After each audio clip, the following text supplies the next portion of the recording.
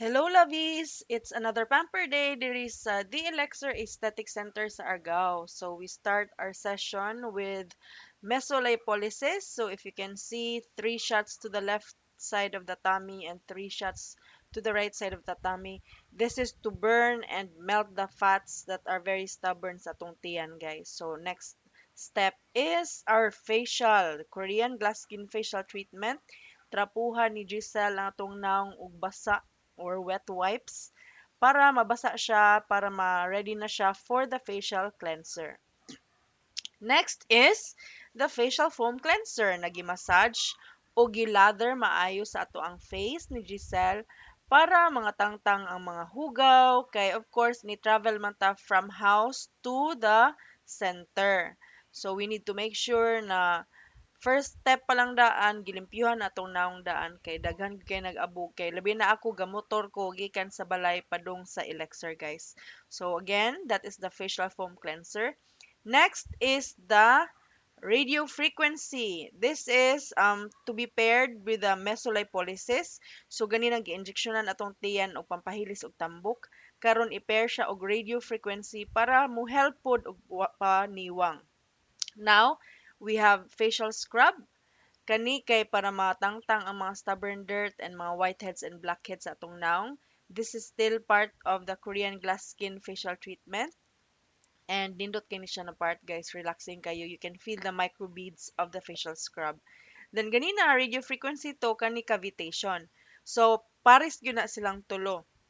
If you want slimmer tummy, ipares ninyo ang mesolipolysis tummy, ang radio frequency o ang cavitation para muhilis ang tambok sa inyong tiyan.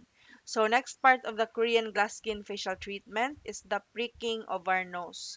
So if you can see, muna gipang tangtang na ang mga gahi na blackhead sa atong ilong. Actually daghan gyud kay nga tangtang ana, guys. And medyo sakit siya na part labi na wala ka maanad. Pero worth it ra gyud kayo kay mga tangtang gyud ang inyong mga blackheads and whiteheads. Next part is the suction machine. Kaning suction machine kay panghigupon niya ang mga nangatago na mga hugaw sa inyong mga pores. So if you have clogged pores or mga pores na dagko kayo na easy ra kayo butangan og mga hugaw diya mao na iyang purpose, guys. Next is the retinol serum. Butangan dayon atong nang og retinol serum. If you have time, search the benefits of retinol serum, guys. It can moisturize your skin. So kana gigamit po ng retinol serum para sa atong galvanic machine para mo slide lang siya because it's metallic, of course. Ang kaning galvanic machine, this is used to flatten and tighten the face. Flatten the pores and tighten the face. So mao ni siya ang galvanic process sa Korean glass skin facial treatment. Ang next part ana kay ang eye bag removal process. So if you can see, dili ra gyud lagom mga akong eye bags.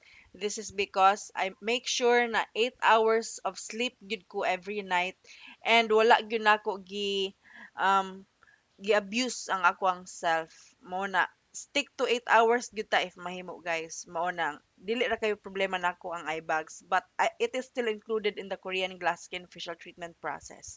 Next part is the ice head or the cold hammer. This is to close the pores kay ganina nag-use ta og hot steam to open the pores. So this part now is to close the pores, guys. Next is the high frequency machine. This is used for antibacterial na process siya. So igon gyapon ang imong face ana sa tanan mga pores na magian ana na machine para pamatyon niya ang mga bacteria sa imong naong. Mao ni ang purpose sa antibacterial high frequency machine, guys. Nindot gyud ni siya og effect. Next part is the shaving of the hair sa ato underarms because part of the package is the underarm laser hair removal and whitening. So before na mo start kay kailangan i-shave ang underarm hair.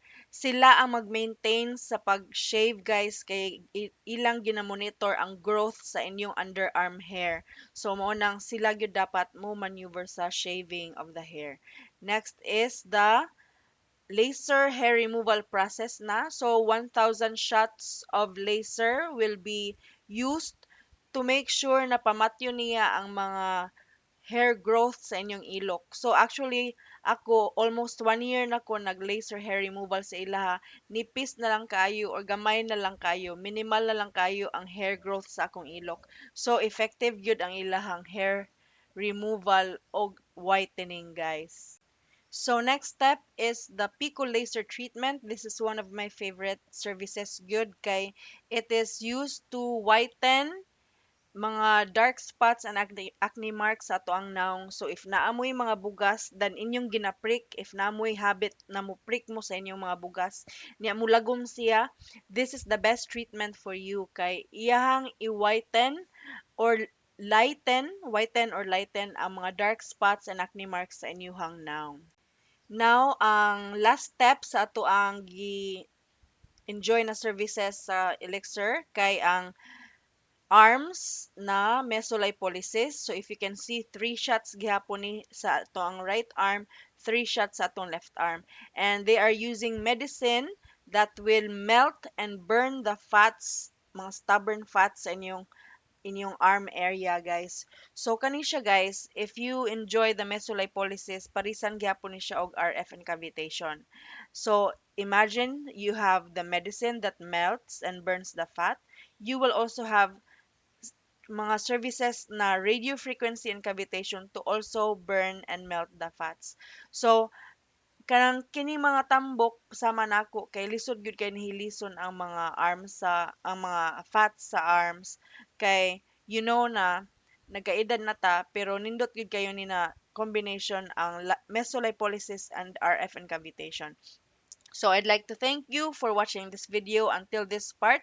If you have any inquiries, please do feel free to message the Elixir Aesthetic Center sa Argao para maka-enjoy mo sa ilang services na worth it kayo. Effective jud kayo, especially the services that I'm enjoying today sa ilang package. So see you again next time. Thank you so much for your support. Have a great day, lovies!